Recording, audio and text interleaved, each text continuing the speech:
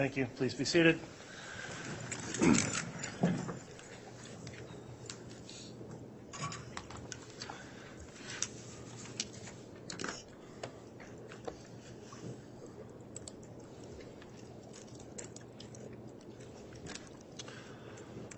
All right, we are, excuse me, we're on the record on case CR 22-21-1624, State of Idaho versus Lori Vallow.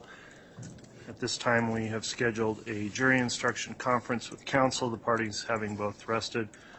I'll note on the record that earlier today, the court conducted an informal conference with the parties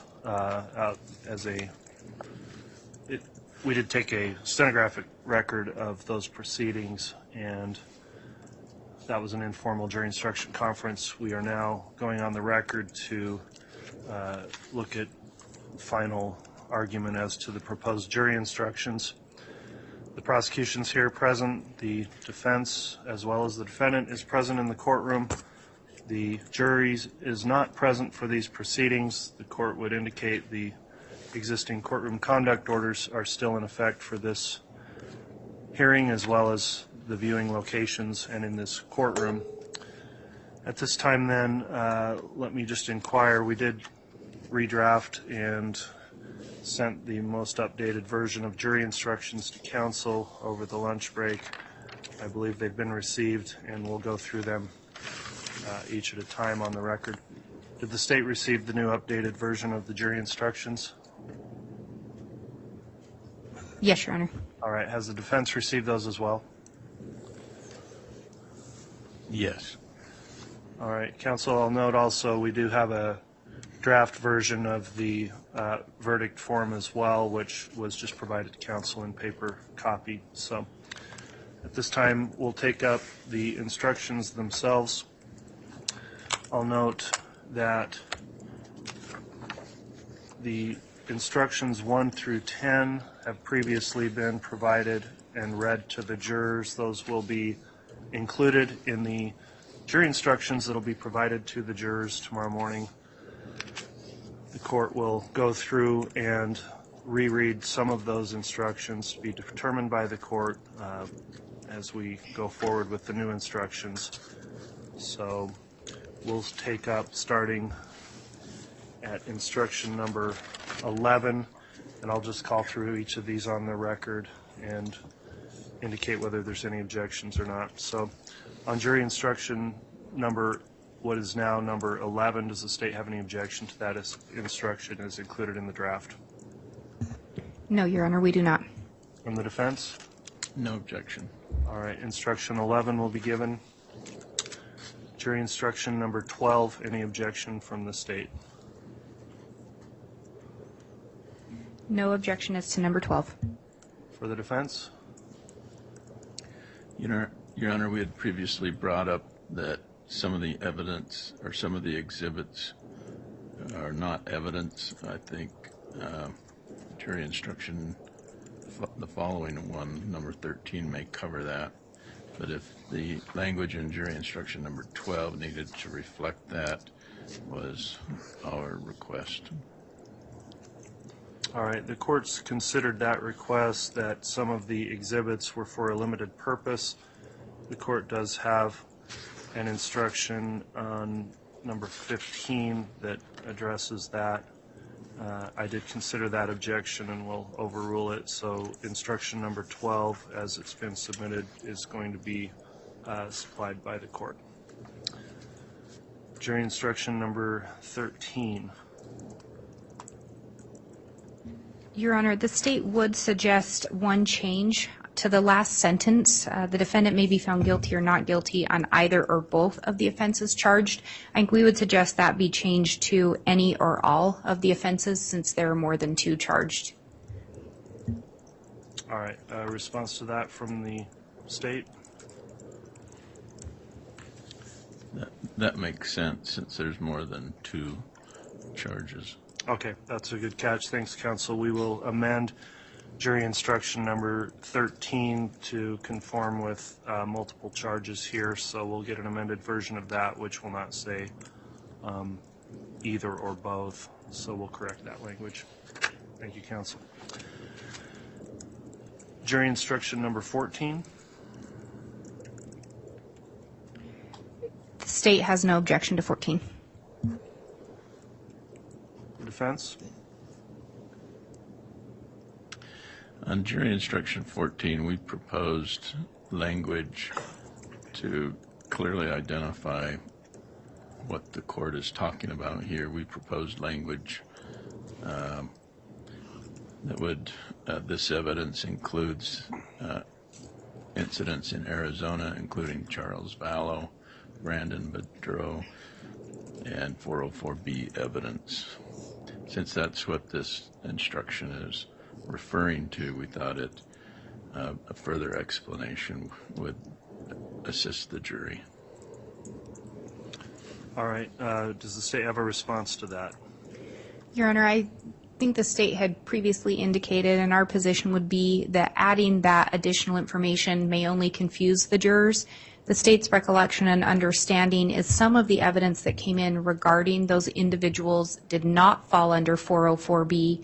While we recognize some did, and probably the majority, I think the court gave appropriate instructions throughout, and if anything, only a mention to those instructions given by the court.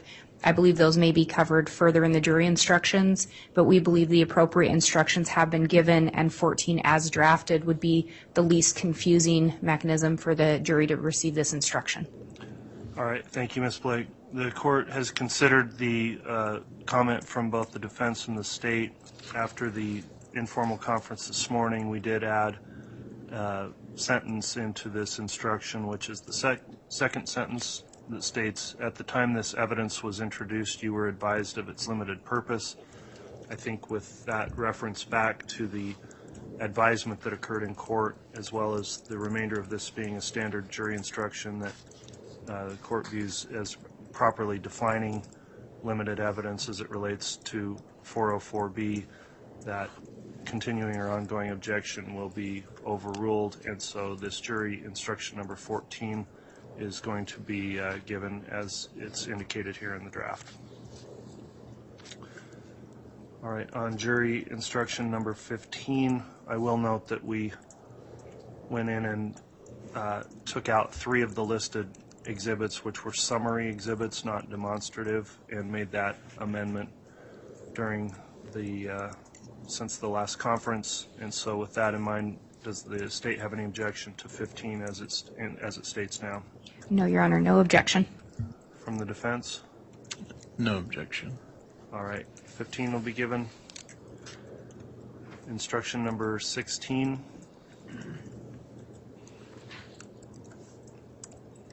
Any objection from the state? The state has no objection. From the defense?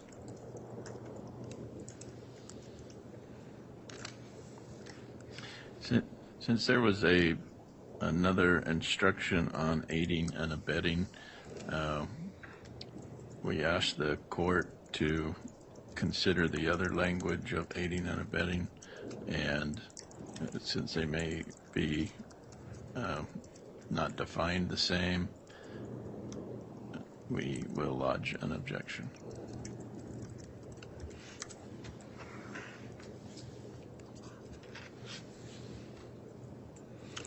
All right, does the state have any response to that objection? Yes, Your Honor. I do not see this jury instruction as providing a definition for aiding and abetting. I think that is provided in a later jury instruction. While I recognize that language is included here, there's no definition that the state sees as being provided. So we think the jury instruction should stand as is and let aiding and abetting be defined later on.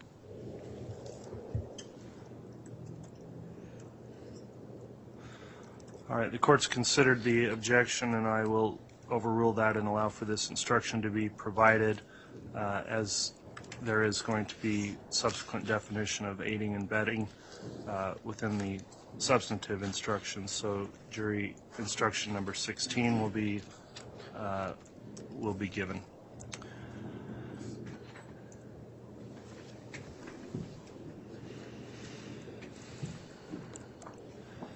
Jury instruction number 17. Any objection from the state? No objection from the state. No objection, Your Honor. Thank you. 17 will be given. Instruction number 18. Any objection on that from the state? No objection from the state. From the defense? No objection. Very well. 18 will be given to the jurors. Jury instruction number 19. Response from the state? The state has no objection, Your Honor.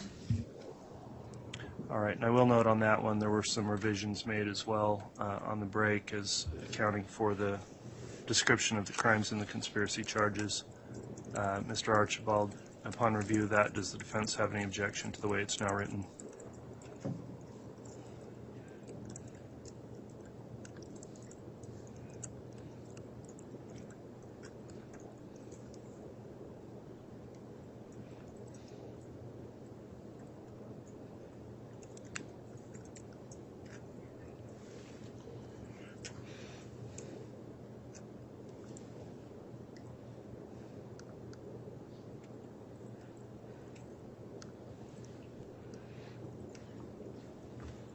As it's alleged in the indictment,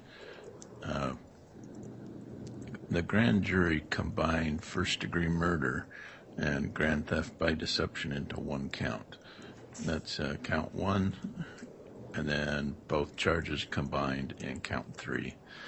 I think the way jury instruction number 19 reads is that the jury in this case should consider those crimes separately. We've previously objected to that, and we've previously asked the court to send the indictment back to the grand jury for clarification if it was one crime or two crimes. And so we believe jury instruction 19 does not accurately reflect how my client was indicted by the grand jury. All right, does the state have a response to the defense objection on 19? Yes, Your Honor. In looking at 19, there's a breakdown of counts 1 and 3, which included the crimes of first-degree murder and grand theft by deception, and then it references count 5, which is just an agreement to commit first-degree murder. Looking at the language moving forward, I don't have the same concern as defense. I don't see how there's any confusion with regard to what crimes are charged within each count. So I believe the way that it's written now would comply with the standard ICGs and be appropriate. And I don't see it as being confusing, indicating they don't need to agree upon every detail, and then defining or talking about how an agreement can be established. So we would request that it remain as written. All right, the court did modify this instruction after the informal conference when the defense raised a concern about the conjunctive, well, having murder and grand theft by deception together, and whether that was a crime singular or crime plural. In order to resolve any confusion that could result, the court went back to the language of the indictment itself, now the amended indictment, and took the actual language out of there, indicating that on counts 1 and 3 it is crimes of first-degree murder and grand theft by deception. So with that clarification, the court will keep this jury instruction as now modified and overrule the objection of the defense. So jury instruction number 19 will be given. Jury instruction number 20 from the state. Any objection? No objection from the state. For the defense? No objection. 20 will be given. Instruction 21 from No the state. objection. Okay. Oh, I apologize, Your Honor. No objection from the state. No objection. All right. 21 will be given. Instruction 22. No objection from the state. For the defense?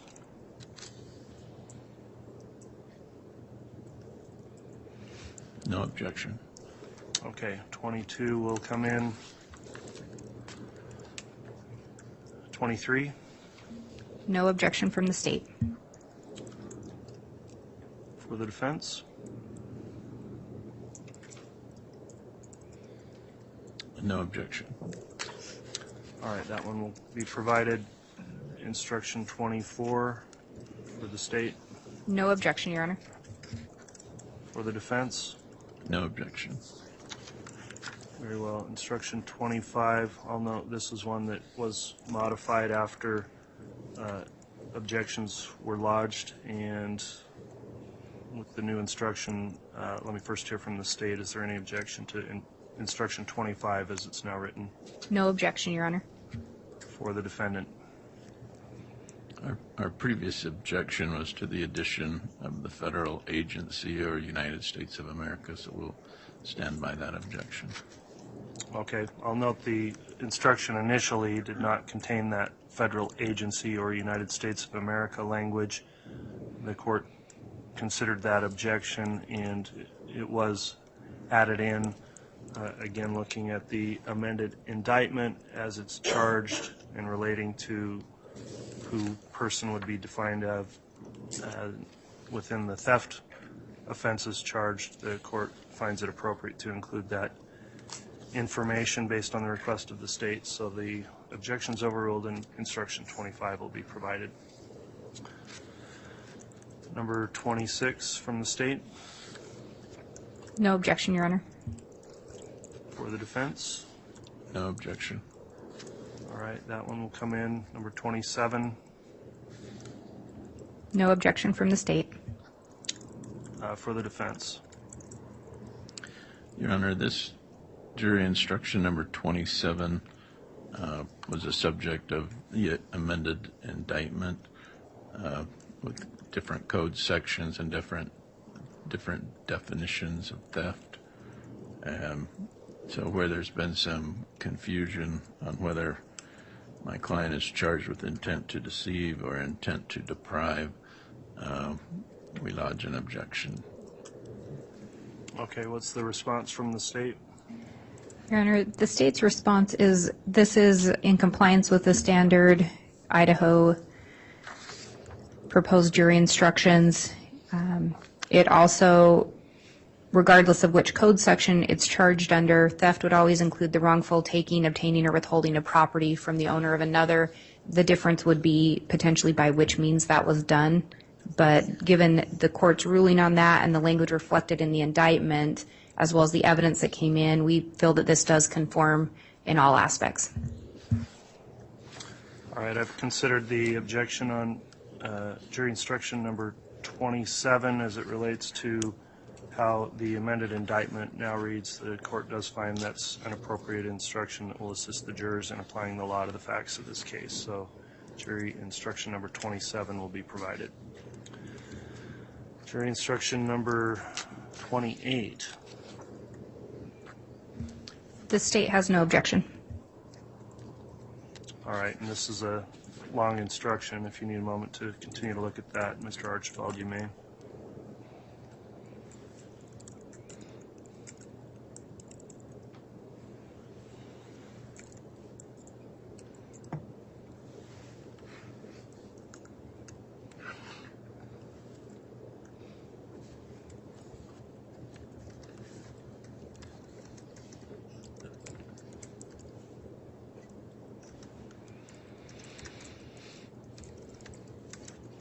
On jury instruction number 28,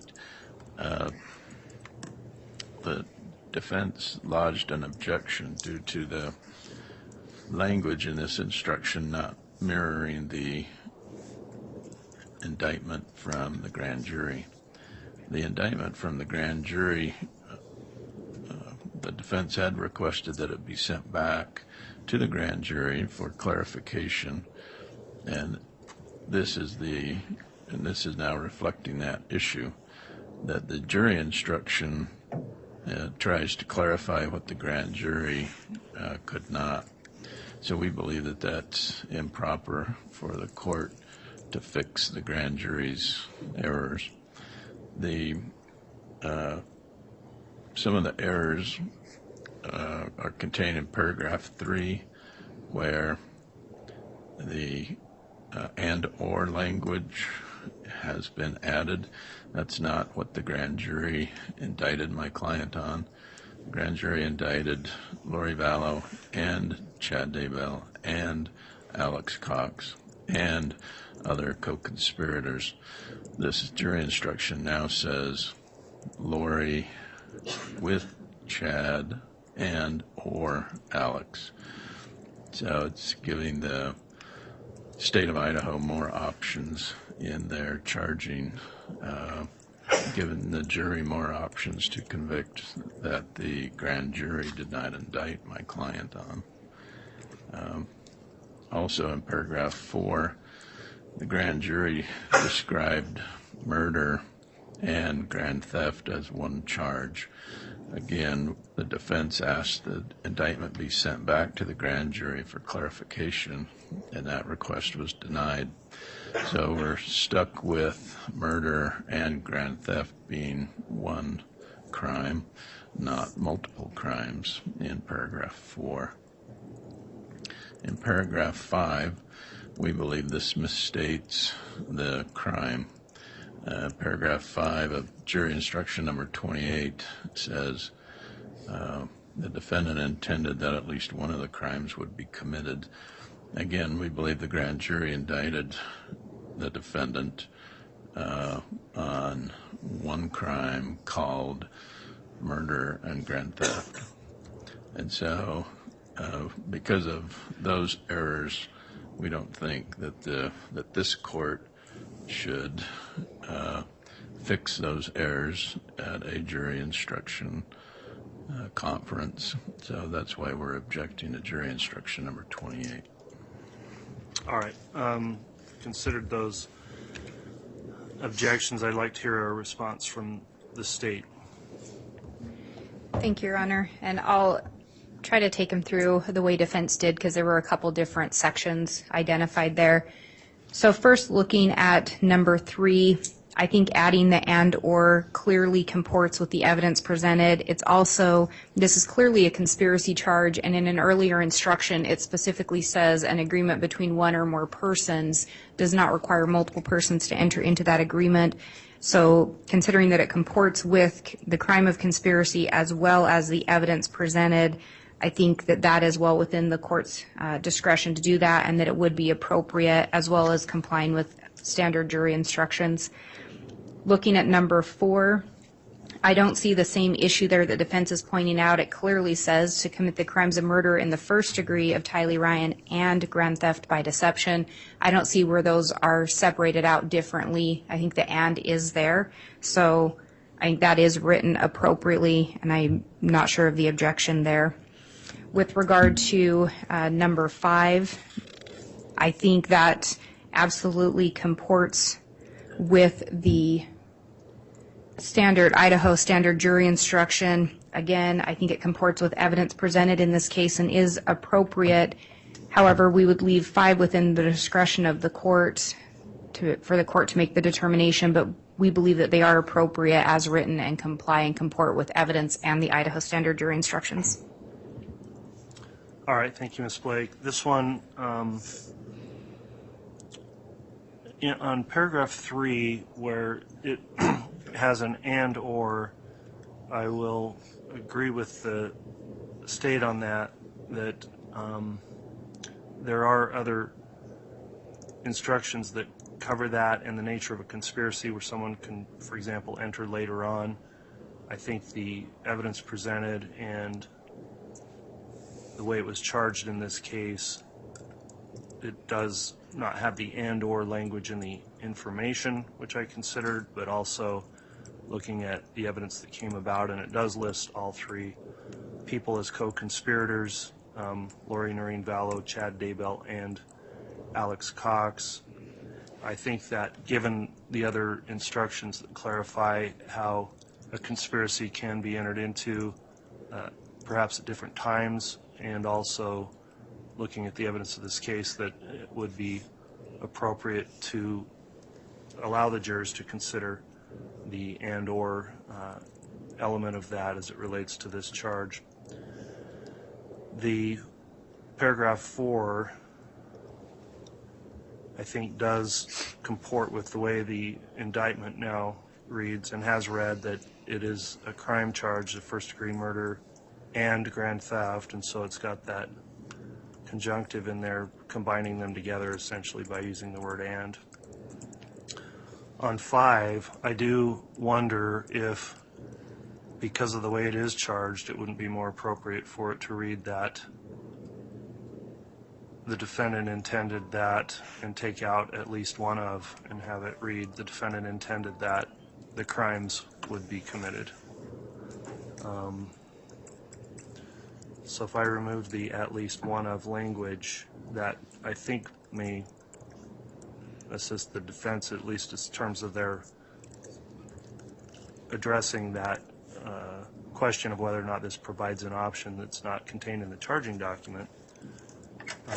I'm not entirely sure I want to remove that or not, but I'd like to hear some further commentary if you think that would be an appropriate way to amend that to more accurately reflect. Mr. Archibald, any thoughts on that? If it read the defendant intended that the crimes would be committed, as to just paragraph 5, understanding you maintain your other objections, would that resolve that issue on 5? Yes, I think that if we struck at least one of, because the way that it's charged, it needs to be both. So the defendant intended that the crimes, again, crimes plural, I think the way that the grand jury charged it, they called first-degree murder and grand theft one crime. And so if paragraph 5 reads the defendant intended that the crime would be committed. All right. Any further response on that from the state? Your Honor, I think given the nature of the defense's concern and maybe even what sounds like the court's concern, while the state does believe that this complies with the standard jury instructions and that I think there is other language contained in the instructions regarding there doesn't have to be agreement as to every element or every act taken, I think given the concerns, the state would defer to the court on this. Again, we think it complies, but we would just defer to the court's discretion. Okay. Thank you, Ms. Blake. The court is going to amend that paragraph 5 so the at least one of language will come out. It will still say crimes plural, not singular, so it will read the defendant intended that the crimes would be committed, and we'll amend 28 to reflect that. Beyond that, any other further objections or comments on 28 from the defense? No, Your Honor. Okay. We will move on then to 29. And the state has no objection to 29. All right, from the defense.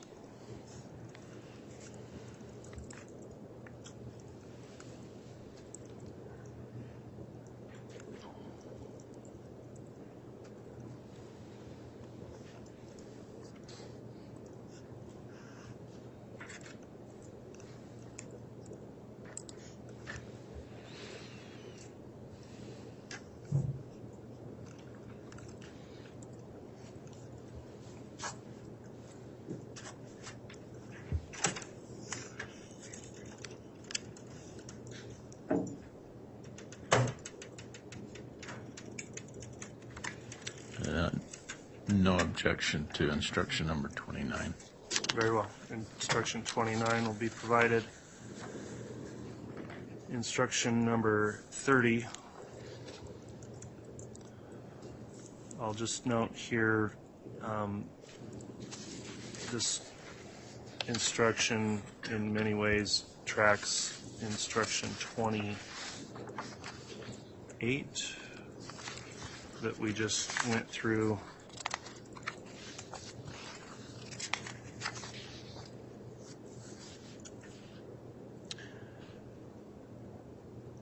And so the court is going to, on paragraph 5 of 30, using the same logic that was on 28, take out the at least one of,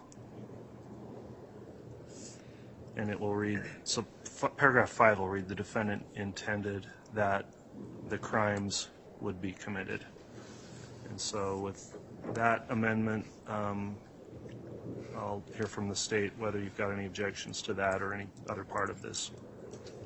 And Your Honor, I think we have the exact same comments on this that we would have on jury instruction 28. I'm anticipating the similar objections by defense. The state stands by our arguments that were previously put on the record. I think they are appropriate. Okay. From the defense, do you also incorporate the same argument she had on 28? Yes, Your Honor, that paragraph 3 does not appropriately reflect what my client was indicted on, and paragraph 5 as well misstates what we believe the law is. So those are our objections to instruction number 30. All right. For the same rationale as indicated in 28, I'll overrule those other objections. I will make the amendment to paragraph 5, taking out that at least one of language, and the other objections are overruled, so 30 will be amended in conformity with that and be provided. Instruction number 31. And Your Honor, just briefly on instruction number 30, just so that it mirrors 28, on that number 5, I know the court has indicated we're going to take out at least one of. On this one, there's an S in brackets, and on the last one, there is no S in brackets. The state doesn't care which way it's written, but just if we want to be consistent. Okay, and I'll intend to make that consistent, and it will read crimes without the bracket on the S.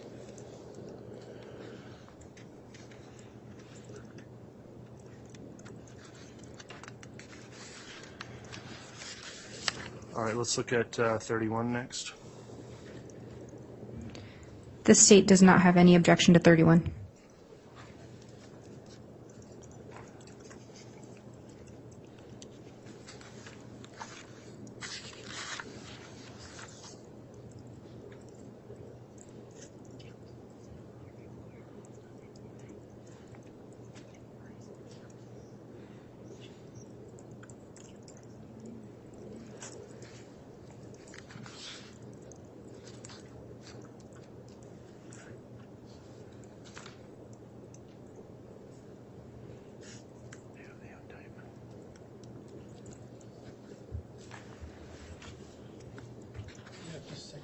Yes, you may.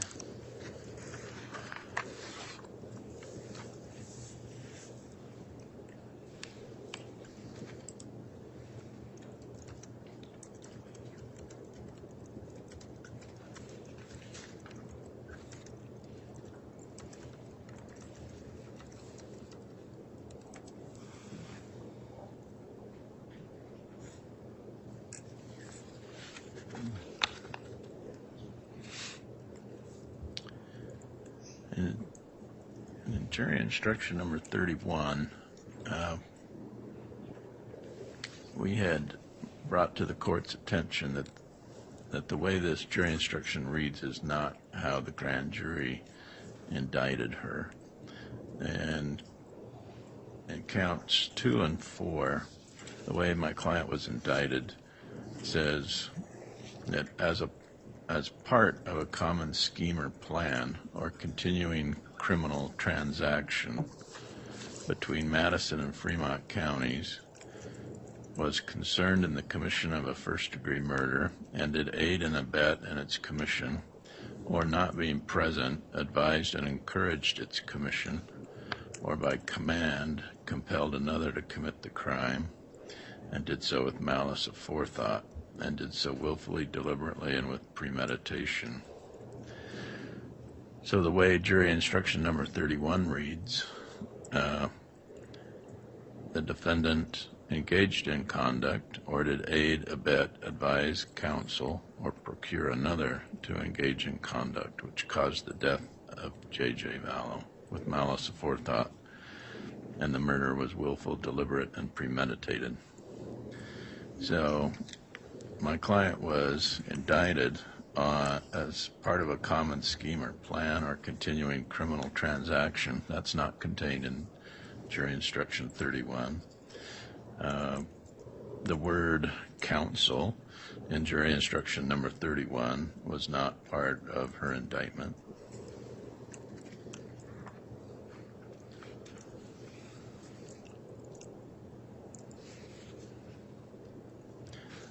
procure another is not, that's contained in jury instruction 31, is not part of her indictment.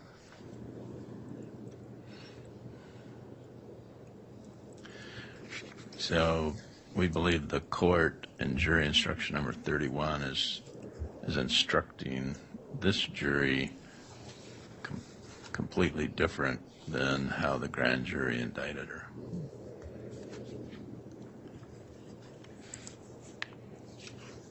That would, these arguments would also go then to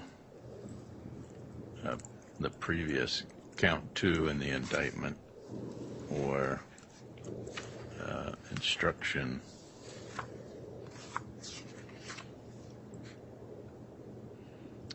29. 29. Okay.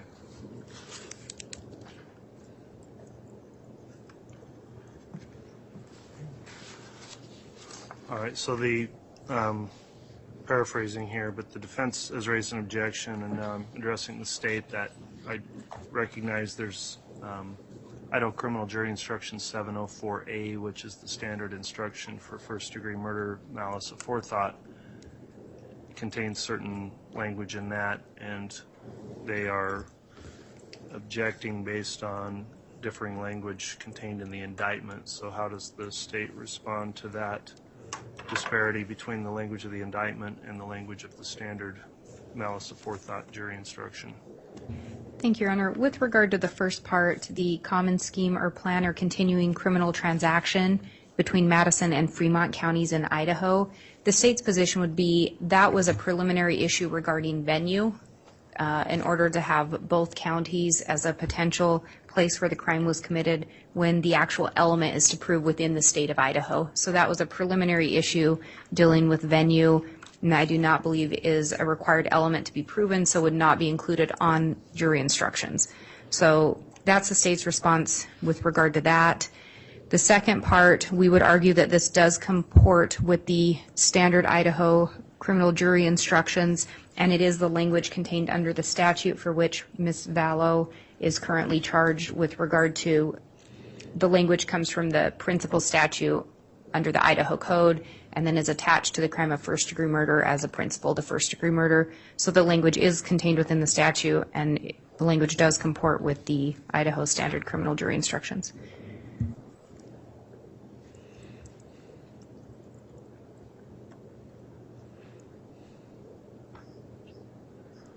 All right. Well, in terms of the first objection as the common scheme or plan or continuing criminal transaction, I'll overrule that objection based on the argument of the state that that goes more towards venue than any other substantive element of the crime. The second part of the objection, I had seen this and thought about it, and upon hearing argument, I do think there's further concern that needs to be discussed about some language that is in the standard instruction but not in the indictment, and that is the terms counsel and procure, because the indictment talks about advised, encouraged, or by command compelled another. Doesn't have any counsel or procure language, and I guess I'd like to hear a response from the state as to whether it would be appropriate to include those terms when they're not in the indictment. Yes, Your Honor, and I was just comparing the exact language of the indictment with the language in the jury instruction. So we do have the did aid and abet, which is contained in both. We do have the not being present advised and encouraged its commission. So I guess if we are going to make the changes, I would recommend or propose that it be changed to advised and encouraged its commission. Then we do have or by command compelled another to commit the crime. And so I think if the court were to consider taking out counsel or procured, then we would ask that the language be modified to have it be advised and or encouraged its commission, or by command compelled another to commit the crime, and include that in here. Because I do think when we have procure another, I think that is essentially synonymous with commanding or compelling another to do it. If the court wanted to change the language to reflect the indictment, I think we could do that, but we would object to it just being completely taken out. And I think the counsel is covered by encouraging its commission. So I think if you counsel or encourage another, I think those could also be synonymous. But again, if the court is to modify it, we would ask that we include those additional terms then. All right. Any final argument as to those terms from the defense? No, Your Honor. Okay. On instruction number 31, then the court is going to take those arguments under advisement, and if any further edits are made to that, changing the instruction, will advise counsel and consider the matter submitted. The court will determine whether or not there should be some modification based on the arguments as it relates to paragraph 3 of instruction number 31, and also incorporating that same rationale and the objection made on 29. The court may also consider editing paragraph 3 of 29 for the same reason that's been raised by the defense. So if it's changed, we'll advise counsel before the final jury instructions are given to the jurors. All right, let's move on then to instruction number 32. The state has no objection.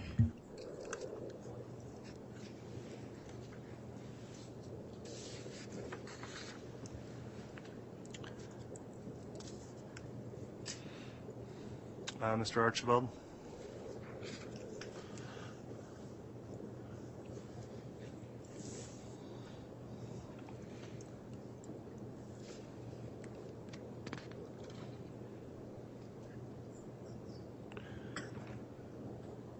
I do see an edit I'm going to make, counsel, on paragraph 4, that to commit the crimes of, we will make that a singular crime.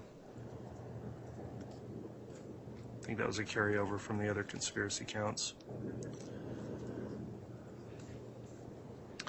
So in instruction number 32, we previously objected to paragraph 3. The indictment indicates Chad Daybell, Lori Vallow, and Alex Cox. Paragraph 3 in this instruction says Lori Vallow, Chad Daybell, and or Alex Cox.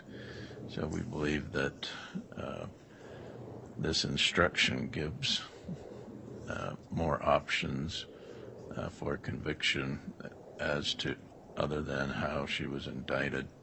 So the and or language as proposed by the state, we believe, is not reflective in the indictment. The indictment contains language as part of a continuing transaction, common scheme or plan, did willfully and knowingly combine, conspire, confederate. That language is not included in instruction number 32. Did combine or conspire to commit murder. That language is not in instruction number 32. So again, we're concerned that the court is simplifying the matter for the jury in this case, where the grand jury did have some additional language. And we had previously asked for the indictment to be sent back for clarification. That request was denied. So we think likewise this court should not in essence grant that at this time. Okay, I've considered those objections, and let me hear a response from the state, if you would, Ms. Blake. Thank you, Your Honor. And before I respond, just briefly, in looking at this again on 6B, it appears that it has September with a large I or a Roman numeral 1. I don't know if we want to change that to the standard. That would be the number 1. Yes, the number 1. It was probably put in as a Roman numeral or. Okay. I think that's a clerical mistake we can correct on 6B to make that September 1.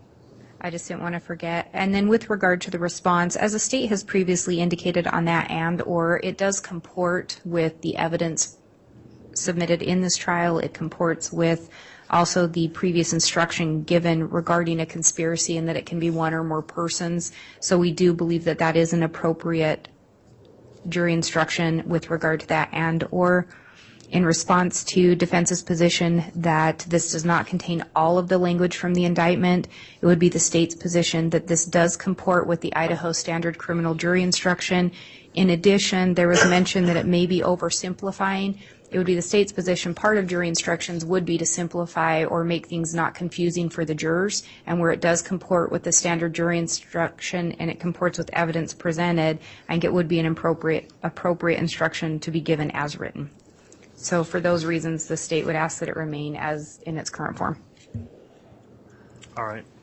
I've considered the objections there on the and/or language, as has been previously ruled on the counts 1 and 3 conspiracy counts. The court does find that the additional instruction relating to conspiracy would allow for the and/or language, although that's not what's in the information, or I'm sorry, the indictment. It does comport with evidence that was presented in the case, as well as the law as it relates to applying the law to the facts of this case with the conspiracy definitions.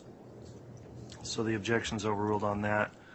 The paragraph 4, the court will take the S off the crimes and make that singular. We'll modify paragraph 6B to be a number 1 instead of a Roman numeral 1.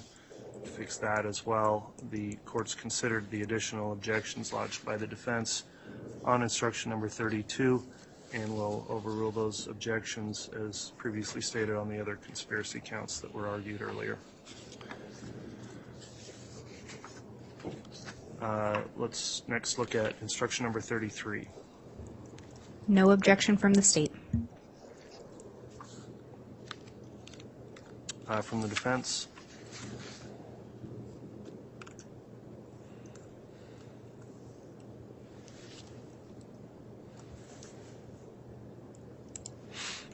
Yes, we previously objected to jury instruction 33 because the state yesterday asked for an amended indictment to clarify what type of theft they were seeking because of different code sections were reflected differently in the indictment, and so whether she's charged with intent to deceive or intent to deprive,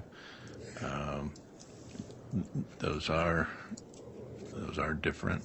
Those are different meanings. So basically, jury instruction number 33 says it doesn't matter. So it doesn't matter why seek out the amended indictment. So that's why we object to instruction number 33. All right, response from the state on that? Thank you, Your Honor. And this is very similar to jury instruction 27 that we previously discussed regarding that language. The state's position would be, again, that this would be compliant with the Idaho Standard Criminal Jury Instructions. It is also contained within the language in the indictment. I know there's been reference back to that amendment made to the indictment multiple times. The amendment was made to correct a clerical error regarding a code section, not the language itself. So it would be reflective of what's in the indictment. Generally speaking, under theft, the theft can be committed by either taking, withholding, or detaining. So the jury instruction just simply indicates that either or any of those could be an option. I don't think that that is in opposition to what has been presented in the indictment, and again is allowed under the Idaho Standard Criminal Jury Instructions.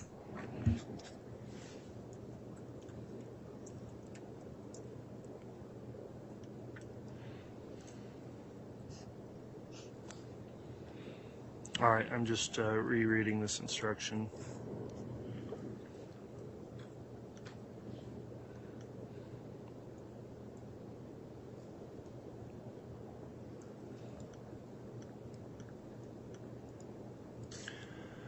All right, I've considered the argument from the defense on instruction number 33.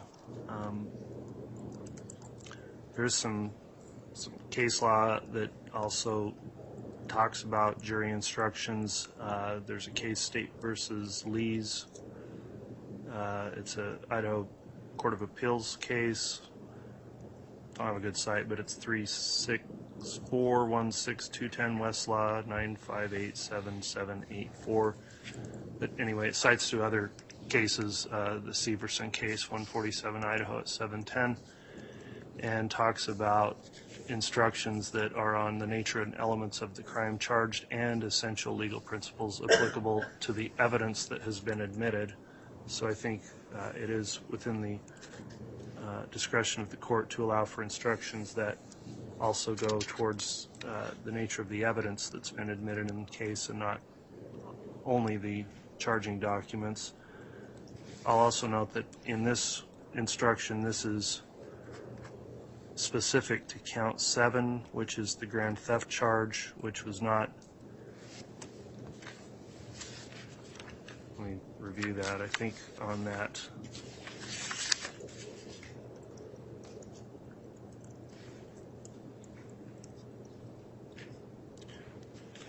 Was that charge amended as part of the amended information to change the code site? No, Your Honor. Within the indictment, I think that one had, just one moment.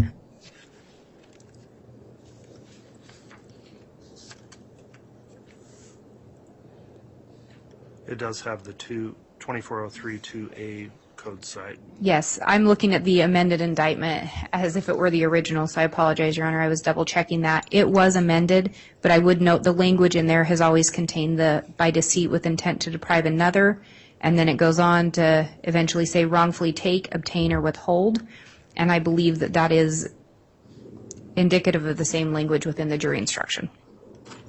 All right. Well, having considered that in the language of the indictment, the court finds that instruction 33 is a proper and standard jury instruction also from the Idaho criminal jury instructions and would apply given the evidence that's been admitted in this case to help instruct the jury to appropriately apply the law to the facts of this case. So instruction number 33 will be given. Let's next look at instruction number 34. The state has no objection, Your Honor. All right, from the defense.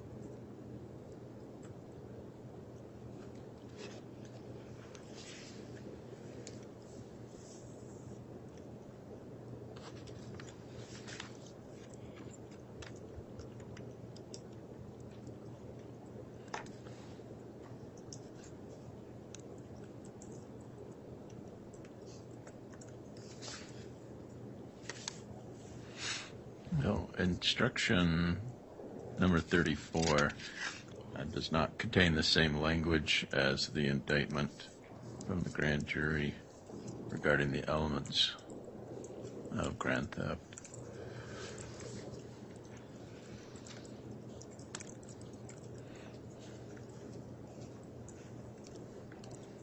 All right, what's the response from the state? Your Honor, the state's position is this would conform with the evidence that was presented at trial, and it also conforms with the Idaho standard criminal jury instructions. In looking at it, again, it does have that common scheme or plan language that, again, as the state had indicated, dealt with the venue issue, which is a preliminary matter, and we believe that the language in what's charged does comport with what is in the jury instruction, although it may have different language that it comports.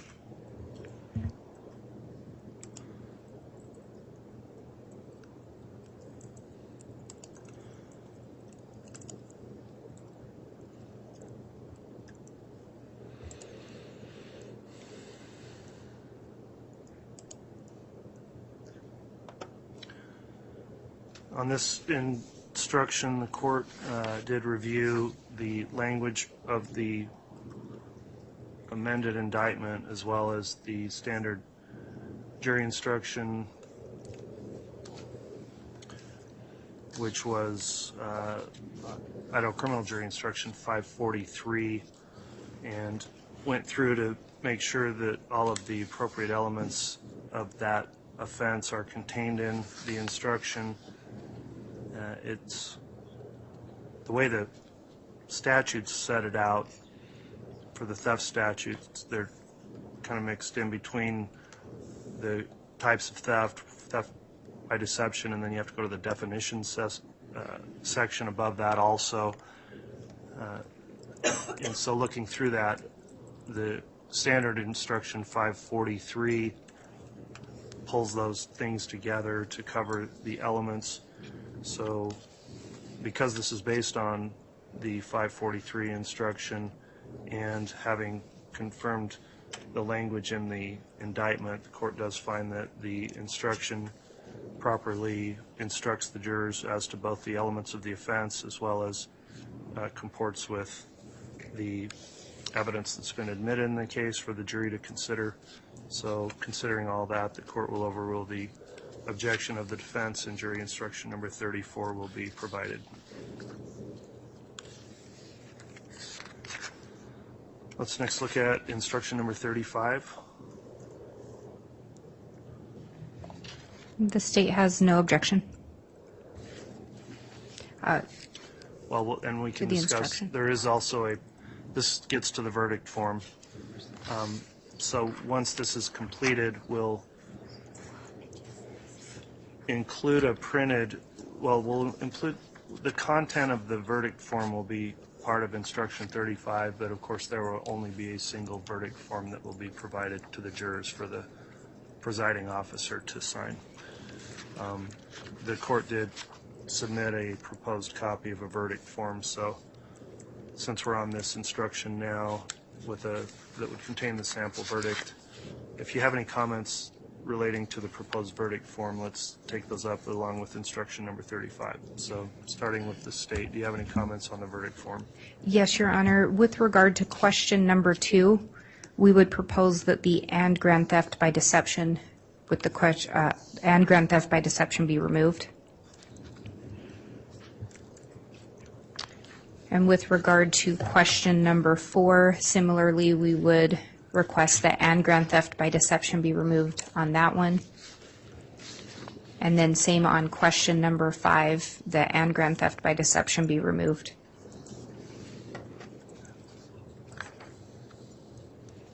I believe those are the only proposed changes by the state. All right, and then for the contents of instruction 35, any objections to the way that reads, short of the verdict form? No objection to the way the instruction reads. All right, and looking at, I'll hear from the defense here in a minute, but that does need to be corrected. The grand theft by deception language that's not part of the charges will be removed on those verdict forms. We'll get another proposed verdict form to you before it's provided to the jurors in the morning, and make those amendments on that verdict form.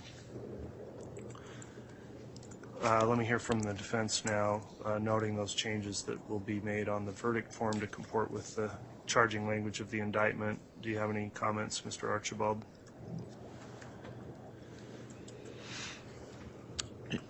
In the questions, it asks, is she guilty or not guilty? And then the check of the boxes is not guilty or guilty. So those kind of seem backwards if they're going to be consistent. So that's all I'd note in question, well, all 6 questions. The question is she guilty or not guilty? But then when you check the boxes, it says not guilty or guilty, so it's just switched. So we'd ask that the questions say not guilty or guilty to be consistent with the boxes that they check. Okay. We're going to redraft the verdict form will take out those. I agree, it makes sense to have some uniformity between how the language reads versus the options below. So we'll incorporate those changes as well. We'll get you a proposed revised verdict form by the end of today, and if you have any further questions on it, I'll allow any comments on that before the jurors are brought in and provided the final instructions tomorrow morning. And then we also had a question about accessory after the fact. Okay, I'll take that up. Let's finish the last couple of instructions and then we can go to your proposed accessory instruction. So 36 is a standard instruction I believe counsel agreed to yesterday. Is there any objection on 36? Not from the state, Your Honor. Thank you. From the defense? No objection. Okay, 36 will be provided. 37 is a instruction about exhibits, and any objection on the way that's written now from the state? No objection from the state, Your Honor. Any objection from the defense on 37? No objection. All right, that'll be provided. Jury instruction 38 is an instruction for the jurors to select a presiding officer. It's a standard instruction. Any objection from the state? No objection from the state. All right, from the defense, any objection? No objection. That'll be provided. And then finally, the final instruction on 39 on deliberations and how those are done is from the standard instruction. Any response on 39 from the state? No objection from the state. For the defense? No objection. All right. So the next issue we'll take up then as it relates to a proposal that the court include an accessory instruction in this case. Mr. Archibald, I haven't seen a proposed instruction, but you've argued for one that was, I think it's the instruction number 310 of the criminal jury instructions you wanted. Yes. Idaho Criminal Jury Instruction 310 is a reflection of Idaho Code Section 18-205. A person who knows a felony was committed and willfully conceals it from a peace officer is guilty as an accessory. So there has been evidence submitted during this case that a reasonable jury could conclude that if she's not guilty of murder, she's certainly guilty of knowing a felony was committed and lied about it to police. And so the accessory charge here, even though she's not charged with accessory, we believe it's a reasonable interpretation for the jury to consider that rather than if they do not convict her on murder. All right, so if the instruction were given as to which counts would you request that would apply to? I think it would apply to all of them, except the grand theft. So count one, if the jury believes, well, she didn't kill anybody, but she certainly lied about it. I think that would apply to counts 1, 2, 3, 4, and 5. And then count 7, the grand theft of Social Security funds. It probably would not apply to that, but it would apply to counts 1 through 5.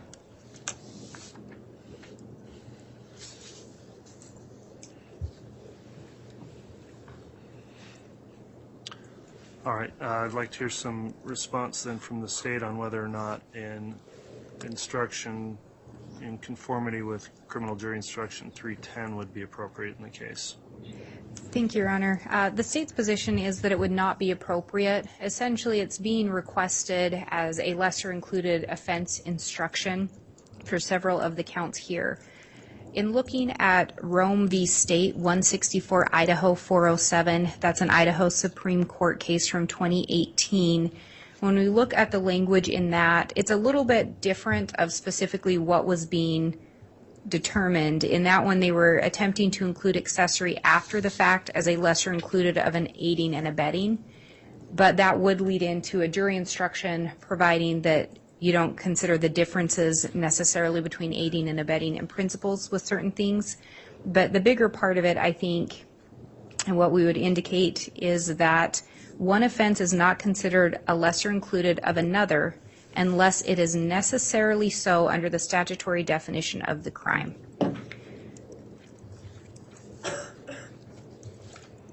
And further, an offense will be deemed to be a lesser included offense of another greater offense if all the elements required to sustain a conviction of the lesser included offense are included within the elements needed to sustain a conviction of the greater offense. As a result, an offense is not a lesser included if it is possible to commit the greater offense without committing the lesser offense. And when we look at accessories defined, and specifically the Idaho Code 18205, all persons or accessories who, having knowledge that a felony has been committed, willfully withhold or conceal it from a peace officer, judge, magistrate, grand jury, or trial jury. In no way are those elements required to prove conspiracy to commit first-degree murder and grand theft. They're not required to prove conspiracy to commit murder, or they're not contained within those elements, and they are not required for grand theft, which I think the defense has recognized that, and they are not required to prove first-degree murder, and especially under the theory of a principle. In no way is there an element that a person having knowledge, withhold, or conceal that as a requirement to prove one of the greater offenses. So if we follow the rationale of the Idaho Supreme Court in Rome v. State, accessory after the fact would not be an appropriate lesser included. So to include that instruction would only confuse the jury. In addition, when we look at 310, there's actually a comment there indicating that it shouldn't just stand alone without more. And if I may have just one moment. Yes.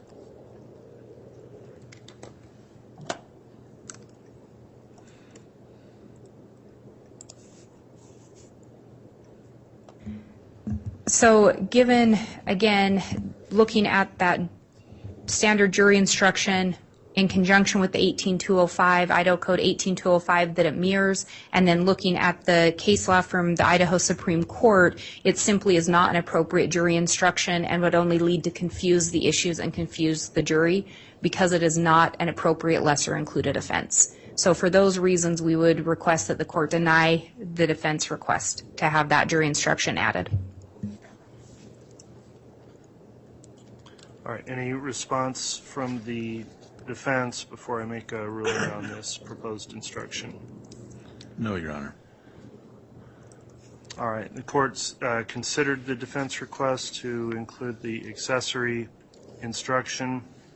As noted, it wouldn't apply to the count 7 grand theft charge because that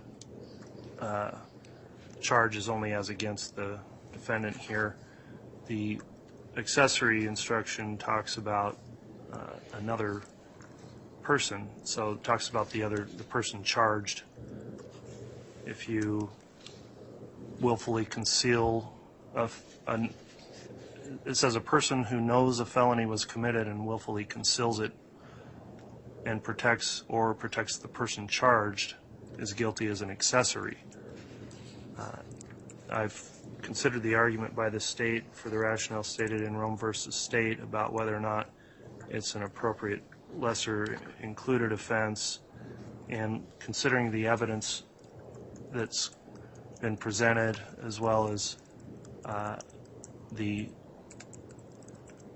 in this case just the evidence by the case in chief, and there wasn't a defense case put on. other than through cross-examination. I've considered that. Looking at the elements charged in those conspiracy counts and the murder counts, also the court has to consider that with the conspiracy charges and the way the conspiracy law is defined, where someone can join a conspiracy later, the accessory instruction, I think, would not be applicable when the conspiracy charges have been charged on counts 1, I think it's 1, 3, and 5. I'll also note the evidence in this case was that the defendant was part of the conspiracy from the time before any of these alleged acts were committed. There wasn't any direct evidence that there was no knowledge of this before the alleged acts that are charged in counts 1, counts 3, and 5 for the conspiracy charges, so I'd find it would be an inappropriate instruction for those. And then also as it relates to the other charges, 2 and 4 for the murder charges, again, the evidence would have to support for the jurors to find that there was some knowledge of the defendant, and I don't really recall any evidence directly relating to any express knowledge. There's circumstantial evidence, but that would indicate that knowledge only would have occurred after the fact. So all the allegations were the knowledge occurred before and after. And looking at that as well as the elements of conspiracy, and again the comment in the instruction under 310, which cites the State versus Teasley case and also the Rome versus State case, the State has cited to, I think that it would be an instruction that would not properly advise the jurors of the evidence that's been here as it relates to the charges, as well as I think it would potentially confuse the jurors as well. So the court is going to deny, based on the evidence that was presented in trial, the defense request for an accessory instruction, and the court determined that would not be appropriate here. For those reasons, then we're not going to allow for the accessory instruction as either a freestanding option or to be in combination with the charges in the case. So that'll be the ruling on that request. Counsel, we do have a new proposed verdict form that's ready to be reviewed. Why don't we take a quick recess, maybe for just 5 or 10 minutes, and then we can come back on the record and go back to the verdict form. I'll get a copy provided to you, and then we can determine whether that's sufficient. All rise.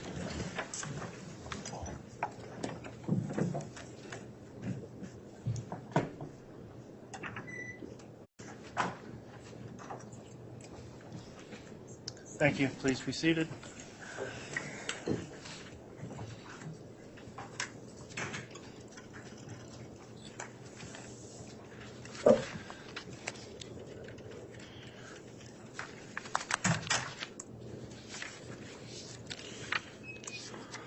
Okay, we're back on the record on case CR 22-21-1624, State of Idaho versus Lori Vallow. We took a recess while we redrafted the proposed verdict form. I just wanted to go through that issue again before we conclude. So that would relate to our jury instruction number 35, which would contain within that instruction a content of this proposed form. So has the state seen the revised verdict form now? Yes, Your Honor. Does the state have any comments on the verdict form or approve the verdict form as it's now written? We approve the verdict form as written. All right. Has the defense been able to review that? Yes, Your Honor. All right. Does the defense have any comment on the verdict form or any suggested further edits?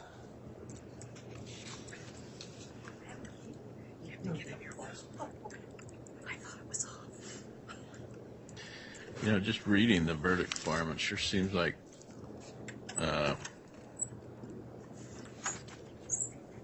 question number 6 is pretty similar to question 1 and 3,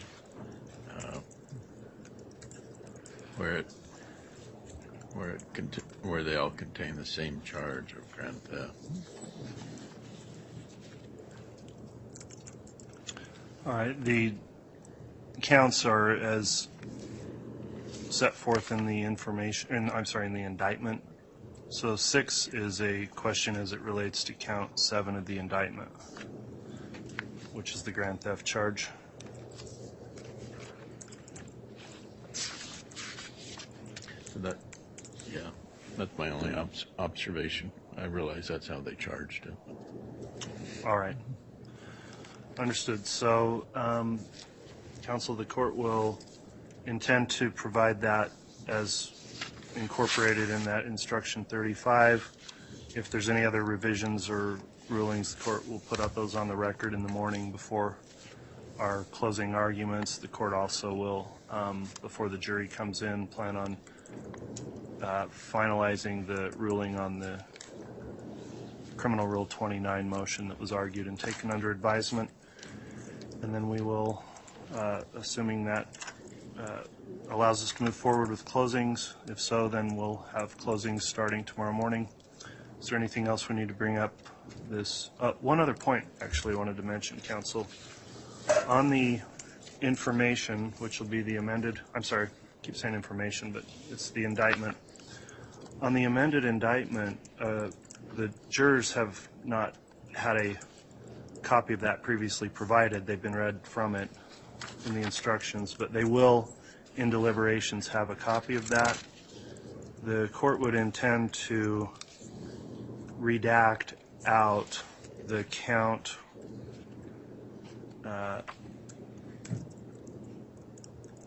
counts 6 and 8 and 9 that relate only to Chad Daybell and the defendant's not charged with. I think just leaving those in there may create some unnecessary confusion for jurors since those counts are not being considered.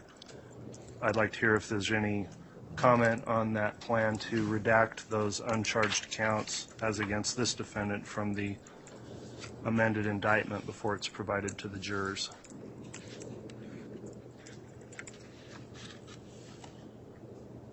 Your Honor, the state wouldn't have an objection to that. I guess the only thing that I would indicate is I'm not sure if those are going to show as redacted or if the court is considering renumbering the indictment counts in order to match up with the questions, because the verdict form will have a different number associated with it than the indictment will by redacting out those counts. So that would be the only concern at all, is if we could agree to potentially modify that for purposes of handing it to the jury, just those count numbers to match up with the question numbers. Yeah, in thinking through that, I think what we would do is simply, physically redact a copy of the indictment by removing that with a notation so the jurors understand it was redacted by the court, so they don't wonder why that's blacked off of there. The counts would remain the same as they are in the instructions and as they are in the indictment, so it would track with what we've already put together. So I think that would alleviate that concern. Does the defense have any objection to the redaction of the Chad Daybell counts in the indictment? Would the court also delete his name from the indictment in the title?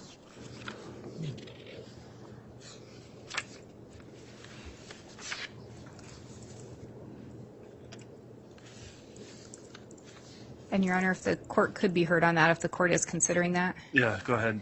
I think that would only confuse the issue and confuse the jurors, because then they're going to see missing counts and wonder why. I think with his name on there, they may be able to piece it together easier. So if we're going to modify the indictment that much, I wonder if it wouldn't be cleaner then to just have an amended indictment approved for handing to the jury, where we only have her name and then we number the counts to match up with the questions. Because as it is now, the counts won't completely match up with the questions on the verdict form, which I think could be confusing. And then if we take his name off and we just have blanked out spaces. Well, I don't think there's going to be any change of the numbering. If we're just blocking off what's already in the indictment. So, But I believe we'd be taking off count 6, and so if we take off count 6, then question 6 will actually end up referring to count 7 in the indictment. And that's I don't the know way, if but that's the way it's written in the verdict form. It says in regards to count 7 of the indictment. it just said question 6, though. Yeah. So I think that was the only concern. Okay. Yeah, we'll make sure the verdict form corresponds, as well as the counts in the jury instructions, to what's just in the indictment. That suggestion by the defense to remove the name also on the caption, I think, is a well-taken point to avoid any further confusion. Obviously, the name would remain in there, that because the case being tried is not his case, and so I think it should be removed just from that part of the caption. However, his name would remain in, like, the preliminary statement before count 1 and other counts that are charged, so the conspiracies under count 1, his name within the other counts 2 and 3. So I do think, for purposes of clarifying the record, that coming off of the caption there is also appropriate. So the court will get for counsel a copy of that redacted indictment and have that submitted to you before it's provided to the jurors also, before we start with argument tomorrow morning. All right, counsel, thanks for your time. Is there anything else we need to bring up then this afternoon from the state? Not from the state, Your Honor. Thank you. All right, thank you. Anything from the defense? No, Your Honor. Okay, thanks. We'll be in recess till tomorrow morning. All right.